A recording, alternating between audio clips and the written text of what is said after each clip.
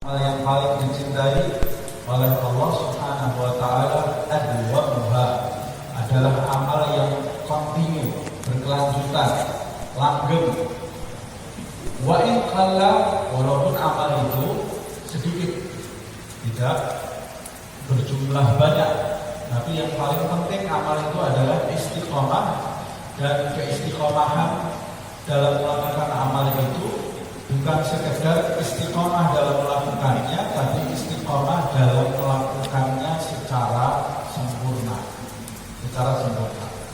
Kemudian kita lanjutkan di halaman yang ke-37. Wa nahnu nadhkuru nuqdatan min al-adab allati yahtaj ilaiha al-'amil fi hadhihi al-wadha'if ad-diniyah. Kami akan membahas sekelumit tentang etika atau adab-adab yang diperlukan bagi seseorang yang ingin mengamalkan wirid ini dalam rangka wadhaif, memenuhi waktu kita dengan tugas-tugas diniyah, tugas-tugas agama. Yang dimaksud tugas-tugas di sini adalah amal perbuatan. Sebab seorang salik atau seorang pejalan rohani yang ingin mendekatkan diri kepada Allah Subhanahu wa Ta'ala, ingin menggapai kedudukan di sisi Allah Subhanahu wa Ta'ala, nomor satu yang harus dia perhatikan adalah menjaga dirinya dari kelalaian, lalai dari Allah Subhanahu wa Ta'ala. Dan sumber kelalaian itu adalah membiarkan waktu terbuang percuma. Itu sumber dari kelalaian. Jadi orang yang ingin selalu ingat kepada Allah Subhanahu wa Ta'ala, maka dia harus mengisi setiap waktunya dengan wadhifah, tugas-tugas keagamaan. Nah, tugas-tugas itu apa saja? Itu yang disebut nanti wirid. Itu adalah tugas-tugas itu yang harus kita lalui setiap harinya secara kontinu. Yang dari ayatnya adalah yang pertama, diharuskan bagi kalian wirdun min salatin nafli. Kalian yang pertama harus memiliki wirid salat sunnah. An-naflu itu sunnah, nafilah. Muradifnya sunnah itu ada bermacam-macam. Ada sunnah, ada nafilah, dan ada yang lainnya. Salat sunnah yang disebut pertama wirid adalah sholat. Sebab sholat itu ibadah yang paling utama, ibadah yang paling agung, ibadah yang paling kuat pengaruhnya kepada seorang hamba. Ibadah yang paling kuat bisa menarik seorang hamba menuju kepada Allah Subhanahu wa Ta'ala adalah sholat. Makanya yang pertama kali disampaikan oleh beliau, wirid yang pertama itu adalah sholat. Nabi sendiri mengatakan as-salatu imaduddin. Sholat adalah tiangnya agama. Yang dimaksud adalah sholat fardu, ya. As-salatu imaduddin. Wa man aqamaha faqad aqamad-din wa man hadamaha aw man tarakaha faqad hadamad-din. Siapa yang mendirikan sholat, maka dia telah mendirikan agama sebetulnya. Dan siapa yang meninggalkannya, maka dia telah menghancurkan agamanya. Kemudian dalam sebuah riwayat, Nabi juga mengatakan as-salatu mi'rajul mu'min. Salat itu adalah mi'rajnya orang yang beriman. Karena pada saat dia salat, dia itu sedang berdialog dengan Allah Subhanahu wa Ta'ala. Bahkan bagian dialog antara Nabi Muhammad dengan Allah itu diabadikan di dalam setiap sholat kita di saat tasyahud. At-tahiyatul mubarakatuh salawatut thayyibatu lillah. Assalamu alayka ayuhan nabi wa rahmatullahi wa barakatuh. Assalamu alayna wa ala ibadillahis shalihin. Dalam ayat Allah Subhanahu wa Ta'ala juga berfirman, inna salata tanha 'anil fahsya'i wal munkar. Salat itu mencegah pelakunya dari perbuatan keji dan perbuatan munkar. Bayangkan kalau kita memiliki wirid melakukan sholat, maka itu akan mempercepat diri kita berubah ke arah yang diridhoi oleh Allah Subhanahu wa Ta'ala. Nah, beliau mengatakan memiliki wirid sunnah, karena kalau yang fardu sudah jelas itu mau tidak mau kita lakukan, mau tidak mau fardu itu kita lakukan. Jadi kalau kita membahas wirid sunnah di sini, bukan berarti yang fardu nggak penting ya. Nah, fardu itu modal, sunnah itu keuntungan. Siapa yang mengejar keuntungan tapi mengabaikan modal, orang gila. Siapa yang mengejar keuntungan 300.000 tapi mengabaikan modal 50 juta, ini orang tidak waras sebenarnya. Seperti yang pernah saya sampaikan ya. Dulu ada orang datang ketemu saya, dia mengatakan, alhamdulillah saya tidak pernah ketinggalan sholat tahajud. Masya Allah, saya bilang, ya saya sudah kontinu, tahajud itu sudah jadi wirid saya. Oh ya, alhamdulillah, Masya Allah. Berapa lama Mas? Saya bilang, saya sudah hampir 10 tahun tidak pernah meninggalkan sholat tahajud. Hebat, saya bilang, Masya Allah. Baik saya di luar kota, di dalam kota, saya nggak pernah meninggalkan sholat tahajud. Masya Allah. Saya bilang, Masya Allah, luar biasa. Sholat subuhnya gimana? Saya bilang, kalau sholat subuh di masjid mana? Sholat subuh itu saya nggak pernah. Saya nggak pernah sholat subuh. Nggak pernah sholat subuh. Ya, kalau sholat subuh, duhur itu kan buat tingkatnya kecil-kecil. Saya sudah tingkatnya tinggi, sholat tahajud. Ini orang nggak pernah belajar agama. Makanya kalau mau dekat kepada Allah, belajar agama yang benar. Jangan agama dikarang pakai kepalanya sendiri ya. Harus belajar. Nah, ini tidak menyebutkan sholat maktubat, sholat yang wajib, karena sholat yang wajib itu tidak usah kita bahas lagi. Saya mau menjadikan sholat wajib sebagai wirid saya. Sholat wajib sudah tidak mau wirid, tidak wirid wajib. Nah, mau tidak mau kamu harus sholat. Orang dalam selagi kamu masih memiliki kesadaran, wajib bagi kamu untuk meninggalkan sholat. Tidak boleh kamu meninggalkan sholat. Wajib kamu menjalankan sholat. Bahkan di dalam Al-Quran ada sholat khauf.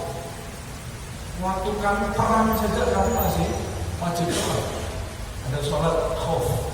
Diajari oleh Allah Subhanahu wa Ta'ala sholat pada saat peperangan. Ini orang zaman sekarang pergi ke mall meninggalkan sholat. Pergi ke mall, jalan-jalan sama keluarganya, saya tidak punya kesempatan. Kenapa? Di mall Ustaz, bagaimana saya mau sholat di mall? Itu Nabi Muhammad waktu perang bersama sahabatnya, sholatnya tetap wajib. Masih wajib sholat. Bagaimana kamu cuma pergi ke mall, kamu tinggalkan sholat? Apa perbandingannya kamu pergi ke mall sama perang? Nah, dan itu menunjukkan sholat itu dalam kondisi seperti apapun tidak boleh ditinggalkan. Itu sholat wajib. Tergeletak di rumah sakit, tidak bisa gerak, sakit dalam kondisi sakit, pakai infus, pakai macam-macam perawatan.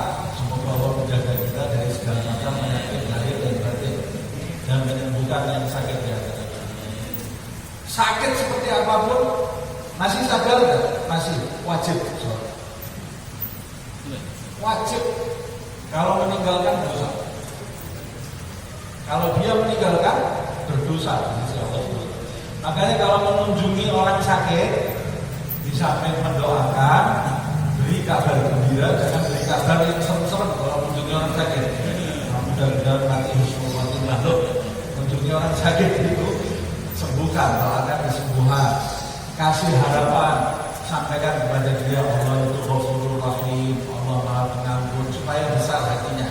Nanti kalau sudah membesarkan hatinya, jangan lupa embel-embel ini penting, ingatkan sholatnya. Karena banyak orang di rumah sakit itu lalai. Saya dulu punya teman dakwahnya cuma di rumah sakit. Jadi dia dakwahnya itu masuk rumah sakit mengingatkan orang sholat. Karena banyak orang di rumah sakit lupa sholat. Disangka dia kalau di rumah sakit sudah selesai, libur sholatnya juga libur, kerjanya libur, sholatnya libur. Sholat itu tidak pernah itu. Selagi kita masih memiliki kesadaran, tidak bisa gerak tangannya, tidak bisa gerak kakinya, matanya bisa gerak nggak? Sholat dengan matanya, sedikit ya. Sholat dengan matanya, rukuknya bagaimana? Mengedipkan mata, sujudnya mengedipkan mata, pakai isyarat. Matanya tidak bisa gerak, masih sadar nggak? Masih menghadirkan sholat di kepalanya, di hatinya. Rukuk, saya sekarang sedang rukuk, subhanallah, masih sadar. Kalau tidak sadar sama sekali disolatkan. Kalau sudah mati, tidak ada kesadarannya, baru itu dia terlepas dari kewajiban sholat yang wajib pada orang yang hidup menyolatkan dia. Nah, kita lanjutkan. Sholatun nafli zaidun ala nawafilil waridah ta'ayyana lahu waqtan wa tadqutahu bi'adadin tutibul mudawamah alaih wa tudbituhu bi'adadin tutibul mudawamah alaih. Nah, ini kan kita bicara, yang baca buku ini sudah bicaranya mau mengejar kedudukan. Ya. Kalau kamu mau mengejar kedudukan, kamu harus punya wirid sholat. Wirid sholat apa ini? Wirid sholat zaidun ala nawafil al-waridah. Wirid sholat lebih dari sholat sunnah yang diriwayatkan. Jadi ada sholat sunnah yang diriwayatkan. Contohnya ada sholat sunnah qabliyah dan ba'diyah setelah sholat fardu dan sebelumnya. Ada sholat sunnah witir, ada duha, ada sholat sunnah tahajud dan lain-lainnya. Tapi ini yang dimaksud Al-Imam Abdullah bin Al-Haddad, kamu harus punya wirid sholat yang di atas itu. Jadi lakukan sholat selain sholat sunnah yang diriwayatkan. Namanya kalau di dalam fikih ada sholat sunnah mutlak. Sholat sunnah itu bermacam-macam. Ada sholat sunnah yang terikat dengan waktu. Sholat sunnah yang terikat dengan waktu seperti qabliyah, ba'diyah, witir, duha, itu terikat dengan waktu. Sholat sunnah tahajud terikat dengan waktu. Ada sholat sunnah yang terikat dengan sebab. Sholat sunnah yang terikat dengan sebab itu dia tidak terikat dengan waktu. Jika sebabnya ada, kamu disunahkan melakukan sholat itu. Contohnya sholat sunnah kusuf, nah, sholat sunnah taubat terikat dengan sebab. Tahiyatul masjid terikat dengan sebab. Hajat, sholat sunnah hajat terikat dengan sebab. Jadi kalau mau sholat hajat, jangan tanya, Ustaz, sholat hajat itu waktunya kapan? Sholat hajat itu tidak terikat dengan waktu. Jadi kamu bisa melakukan kapan pun. Ada waktu yang utama nggak? Ada.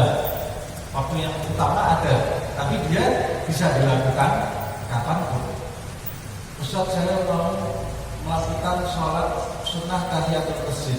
Waktunya kapan? Tahiyatul masjid. Ya, kamu masuk masjid, tahiyatul masjid. Ustaz, saya mau melakukan sholat sunnah wudhu. Kapan? Ya wudhu, kamu selesai wudhu, lakukan sholat sunnahnya. Kapanpun kamu wudhu, setelah itu kamu bisa melakukan sholat sunnah wudhu. Itu namanya sholat sunnah yang terikat dengan sebab. Ada lagi sholat sunnah yang tidak terikat dengan sebab, tidak terikat dengan waktu. Sholat apa namanya? Sholat sunnah mutlak. Sholat sunnah mutlak. Apa itu sholat sunnah mutlak? Ya sudah sholat. Usalli lillahi ta'ala. Allah. Saya mau sholat lillahi ta'ala. Allah. Boleh? Boleh aja lah, mau sholat kita tidak boleh. Sholat itu ibadah yang paling utama. Makanya nabi-nabi, rasul-rasul itu kalau punya problem langsung dia wudhu menghadap Allah. Sholat apa ya? Duha atau sunnah atau pokoknya dia sholat. Kita ini dianjurkan kalau punya problem wudhu, ya Allah saya sholat lillahi ta'ala. Allah. Berapa rakaat terserah kamu. Mau 2 rakaat, mau 4 rakaat, mau 200 rakaat terserah kamu. Boleh nggak saya sholat sunnah mi'atain rakaat lillahi ta'ala. Allah. Saya mau sholat sunnah 200 rakaat lillahi ta'ala. Kalau sanggup silakan. Tidak ada batasannya, namanya juga sholat sunnah mutlak. Sholat sunnah yang tidak terikat dengan waktu dan sebab. Dan itu biasa dilakukan oleh para sahabat Rasulullah Sallallahu Alaihi Wasallam. Nah, ini yang dimaksud Al-Imam Abdullah bin Al-Haddad. Kamu pilih waktu yang senggang, waktu yang tepat buat kamu. Lakukan sholat sunnah mutlak.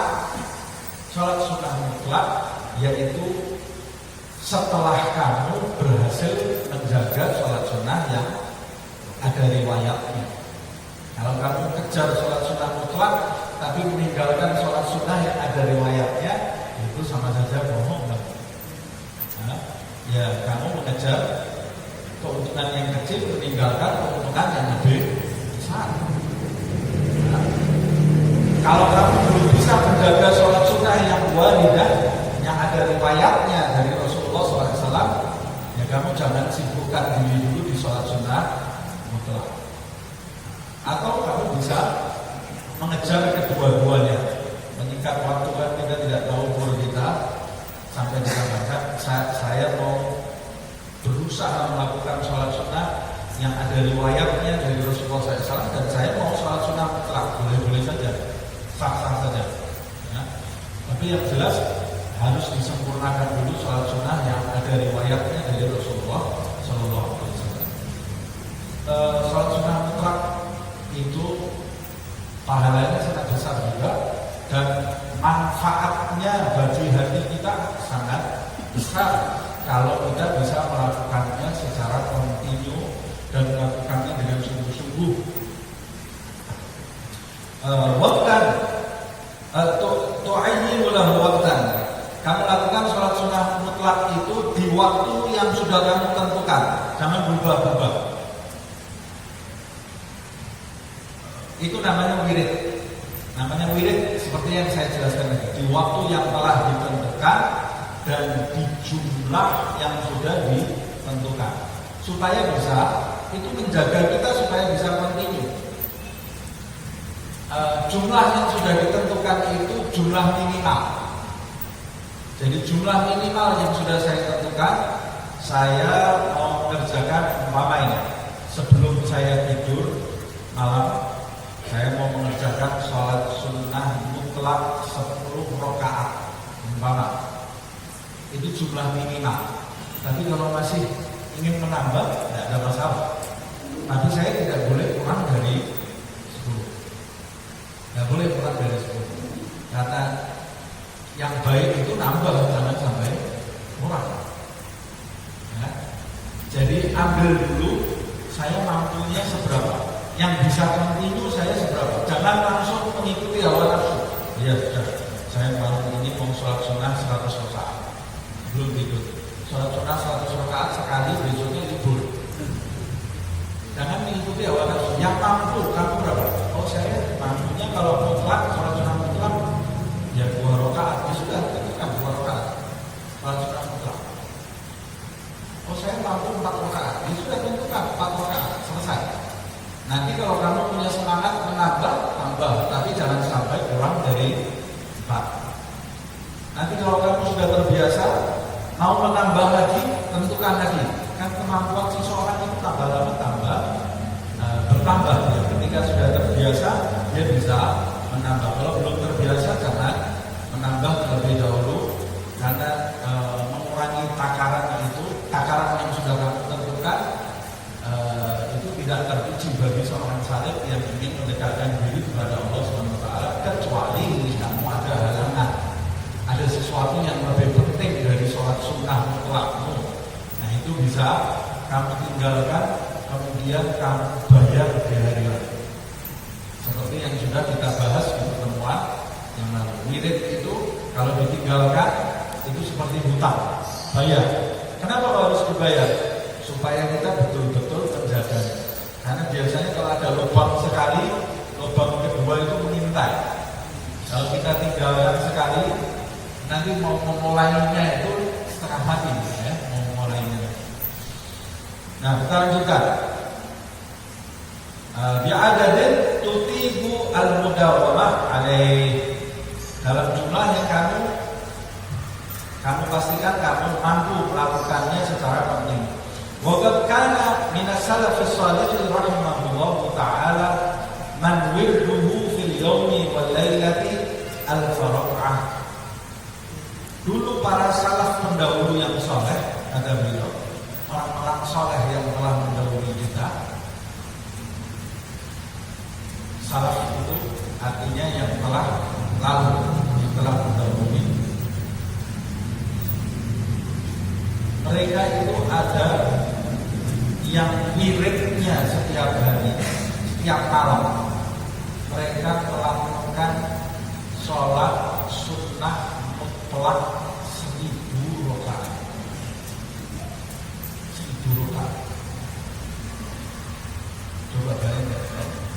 Jadi hidupnya itu sudah seperti malaikat. 1000 rakaat kita baru 2 rakaat saja. Ba'diyah kita.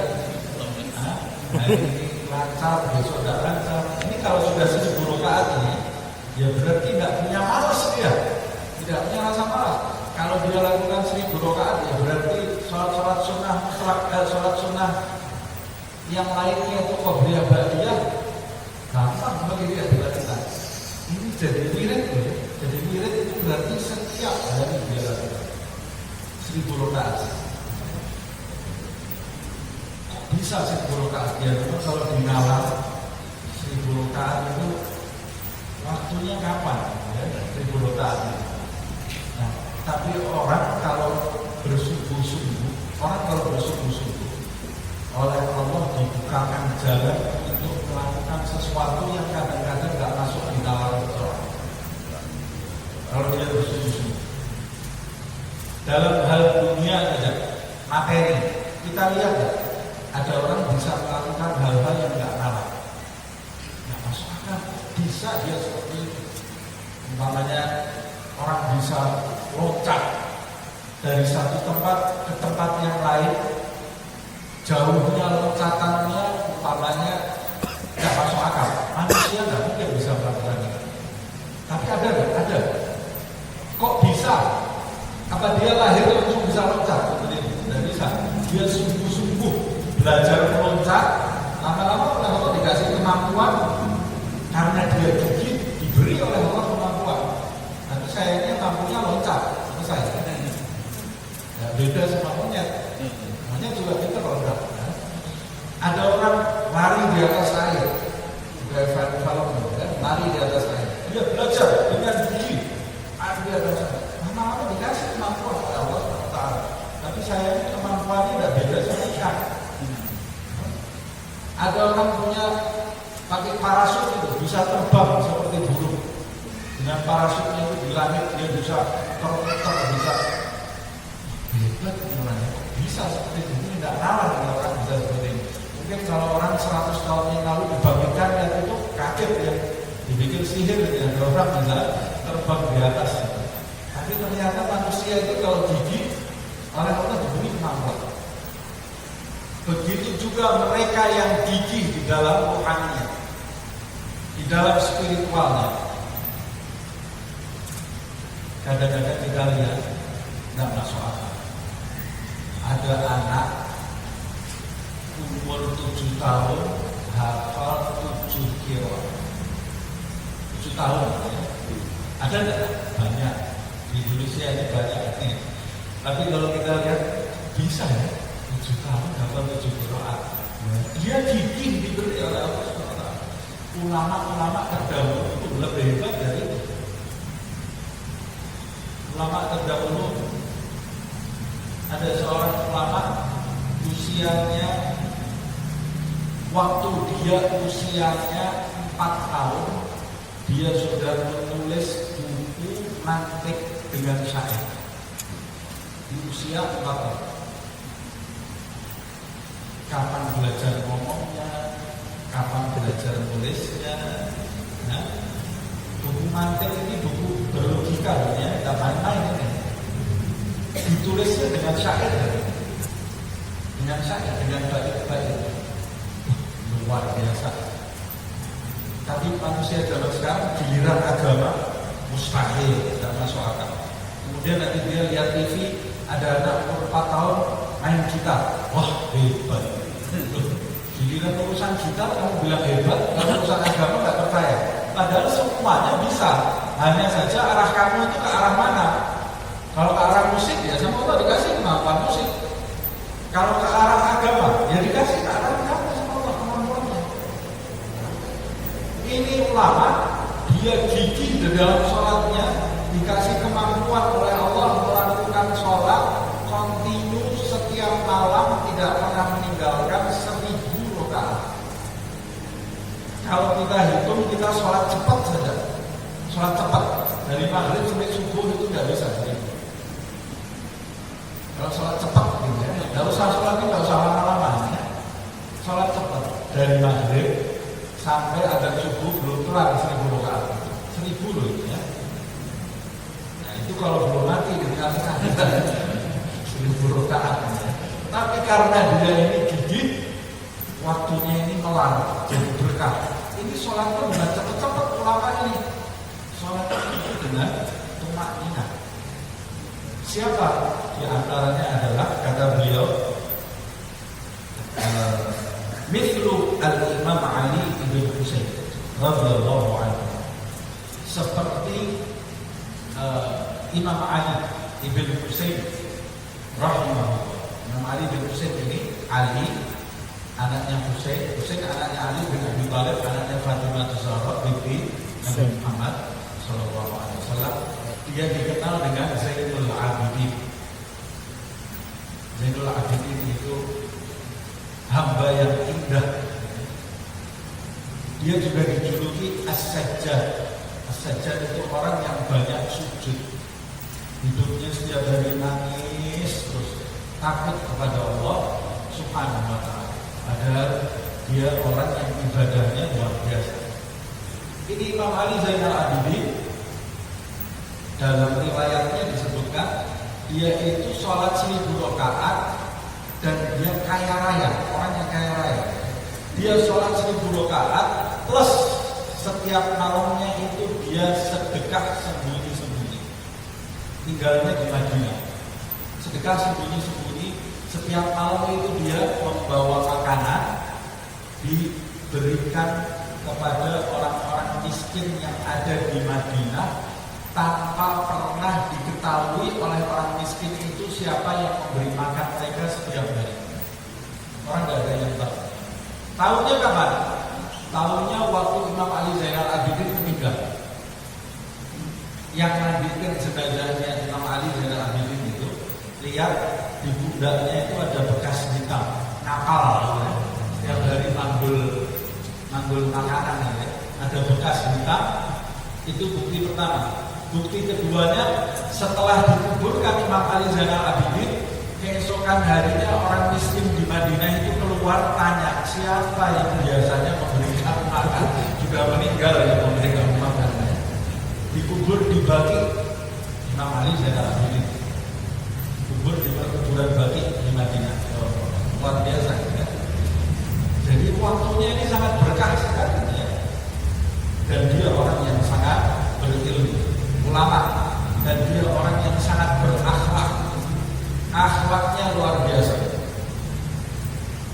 Nah, mudah-mudahan kita bisa terkena percikan beliau, sehingga kita bisa termotivasi untuk rajin beribadah dan berilmu dan termasuk orang yang berakhlak. Wa minhum man wirduhu khamsani ahrakah. Ada yang menjadikan wiridnya 500 rakaat setiap hari. Wa minhum man wirduhu thalathani ahrakah. Ada sebagian salaf yang wiridnya setiap hari melakukan sholat 300 rakaat. Ila ghairi dzalik dan yang semacam itu. Beliau sendiri Al-Imam Abdullah bin Arabi Al-Haddad di dalam riwayatnya di saat dia masih kecil, di dalam biografinya itu dia lahir umur 4 tahun buta. Umur 4 tahun buta tapi jadi ulama besar. Hafal Quran, melalap habis seluruh kitab yang ditulis oleh ulama, semua dari ulama. Buta dari umur 4 tahun. Kita mulai dari lahir, Quran kita tidak apa-apa, hadis juga tidak apa. Ini buta dari umur 4 tahun, melalap habis seluruh kitab yang ditulis ulama, menghafal Al-Quran, ibadahnya luar biasa. Ini kitab ini yang ditulis beliau ini, dia mengucapkan ditulis murid-muridnya. Bayangkan ini, muridnya ini nulis, dia tidak punya tidak bawa kitab rujukan, hadisnya, ayat Al-Qurannya semua ada di depan. Orang zaman sekarang kalau mau nulis buku, wah kitabnya rujukannya harus macam-macam ya. Ini dia tanpa rujukan, seperti Imam Ghazali menulis kitab Ihya Ulumuddin nggak pakai rujukan pada saat dia usia tanpa rujukan. Beliau Al-Imam Abdullah bin Al-Haddad di dalam biografinya pada waktu usia yang kecil itu kerjanya setiap hari usai sholat subuh wirid, dia melakukan sholat duha, dia itu keliling di seluruh masjid Tarim. Masjid Tarim itu di kotanya beliau ini ada ratusan masjid. Ia masuk ke setiap masjid, sholat sunnah di situ 2 rakaat. Kita masjid tetangga kita juga malas katanya. Ini keliling masjid satu kota, sholat di setiap masjid 2 rakaat. Setelah itu dia melakukan sholat sunnah 200 rakaat. Waktu dia masih kecil. Anak kecil sekarang kemana ya? Ibadahnya seperti itu, plus dia rajin belajar, plus dia seperti ini.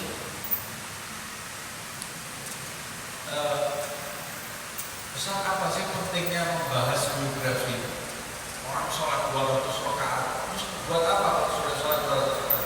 Penting. Apa pentingnya? Supaya kita mengukur diri kita ini ibadahnya baru sampai mana. Kalau kita kepingin mendapatkan kedudukan di sisi Allah, kecuali kalau kita tidak mau kedudukan. Kalau mau kedudukan di sisi Allah Subhanahu wa Ta'ala, kita ini harus lebih ibadahnya. Nah, cerita-cerita seperti ini itu bisa mengukur diri kita baru sampai di mana. Jangan-jangan kita baru sholat sunnah qadiyah, ba'diyah sudah berasa diri kita wali. Wah, saya orang paling sempurna. Yuk, masih jauh. Tapi yang paling penting sebetulnya bukan banyak-banyakan ibadah, tapi yang paling penting itu adalah keikhlasan dan istiqomah. Keistiqomahan dan melakukannya dengan sempurna. Wa'alam, ketahuilah, anna lis-salati suratun zahiratun wa haqiqatun batinatun. Ini diingatkan oleh beliau. Ini sholat 1000 rakaat, 500, 300, 200 rakaat, tapi sholatnya bukan cepet-cepetan ya. Karena mau ngejar target. Saya semua seperti Imam Abdullah bin Al-Haddad 200 rakaat, cepet-cepetan. Maknanya tidak ada ya. Yang dimaksud itu wirid itu dia juga harus tetap tumakninah. Makanya beliau kemudian mengingatkan, ketahuilah sesungguhnya sholat itu punya bentuk secara lahiriah dan hakikat secara batiniah. Ada bentuknya, ada hakikat. Bentuknya itu bagian lahiriah, bentuk sholat. Kerangka sholat itu bagiannya lahiriah. Tapi ada juga hakikat sholat, itu bagiannya batin, batinnya kita. Jadi orang yang mau sholatnya sempurna bagaimana? Wala yakunu minal muqimina lis-sholati indallah ta'ala hatta yuqima surataha wa haqiqataha kama yanbaghi. Seseorang itu tidak terhitung di sisi Allah sebagai orang yang mendirikan sholat. Di sisi manusia dia terhitung enggak? Mungkin terhitung. Kamu sudah sholat? Sudah. Tapi kan kamu lihat saya sholat. Manusia. Di sisi Allah, orang itu tidak terhitung sebagai orang yang mendirikan sholat kecuali dia telah mendirikan kerangka dan hakikat sholat. Jadi sholatnya secara lahir dan secara batin. Karena lahiriahnya ada yang harus dipenuhi, batiniahnya juga ada. Nah, makanya perintahnya di sholat, aqimis sholat, dirikan sholat. Allah tidak mengatakan sholatlah, aqimis sholat, dirikanlah sholat. Mendirikan sholat yaitu mendirikan hak-haknya secara lahiriah dan hak-haknya secara batiniah. Nah, banyak orang yang mengerjakan sholat, tapi sedikit orang yang sudah mendirikan sholat. Jadi kalau ditanya, kamu tadi mengerjakan sholat maghrib? Jawabnya, sudah, saya tadi mengerjakan sholat maghrib. Tapi kalau pertanyaannya, kamu tadi mendirikan sholat maghrib? Ini berat. Tidak tahu saya, mudah-mudahan saya sudah mendirikan sholat maghrib. Tapi yang tahu kita sendiri dengan Allah Subhanahu wa Ta'ala. Kalau kita sudah mendirikan sholat secara lahiriah dan batiniah, itu bekasnya pasti ada. Kalau sholat itu sudah betul-betul kita dirikan, pasti pribadi kita ini menjadi pribadi yang baik. Makanya banyak orang sholat kok pribadinya belum baik, itu karena dia belum mendirikan sholat, baru sekedar mengerjakan sholat. Kalau sudah mendirikan, tanha anil fahsya munkar. Mudah-mudahan kita tergolong mereka yang mendirikan sholat di sisi Allah SWT. Fa'amma suratuha, kerangka sholat itu, bentuknya sholat itu, fahiyya al-arkan. Bentuknya sholat itu apa? Kerangkanya sholat yang harus didirikan oleh lahiriah itu apa? Rukun-rukun sholat. Ada rukun qauli, ada rukun fi'li. Takbiratul ihram, al-fatihah, ruku', i'tidal, sujud, duduk di antara dua sujud, tasyahud, dan tumakninah. Tumakninah ini termasuk rukun-rukun perbuatan. Tumakninah tidak termasuk rukun lahiriah. Kemudian ada juga rukun-rukun batinnya. Ini gambaran sholat, kerangka sholat, diantaranya mendirikan rukun-rukunnya. Wal adab, dan adab-adab sholat. Adab-adab sholat. Adab sholat itu seperti mengenakan baju yang atas. Adab itu sholat. Adab itu bisa ada dua, ada sunnah, ada adab. Kalau sunnah itu seperti takbiratul ihram. Takbiratul ihram itu tangannya terbuka menghadap, tidak begini, ya, tapi begini menghadap ke depan. Kemudian yuhadi syahmatai udhunain, sejajar dengan daun telinganya. Takbiratul ihram saja itu sunnahnya ada 10 atau 15. Jadi kalau orang belajar fikih, dia baru takbir saja, Allah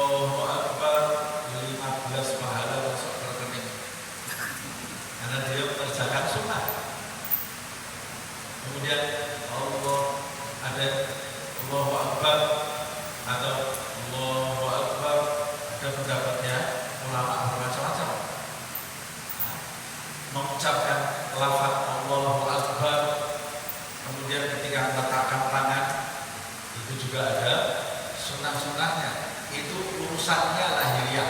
Begitu juga ada adab-adabnya seperti pakaiannya bagus, mengenakan wangi-wanginya, bersiwak. Itu bagian dari adab ketika kita melakukan sholat. Wal adab dhahirah minal qiyam wal qiraah wal ruku' was sujud wat tasbih wa nahwiha. Begitu juga berdiri saat sholat bagi yang mampu, qiraah sholat, ruku', sujud, tasbih dan hal-hal yang semacam itu. Di samping itu ada hakikatnya, tapi waktunya sudah habis. Masih ada? Sudah habis ya. Ya, kita lanjutkan insyaallah di pertemuan yang akan datang. Semoga Allah Subhanahu wa taala memberikan semangat bagi diri kita untuk beribadah dan menjadi golongan kita termasuk mereka yang mendirikan kewajiban yang diridhoi oleh Allah Subhanahu wa taala. Amin. اقتربنا وأننا أشربنا على لظى أشربنا فتب علينا توبة تغسل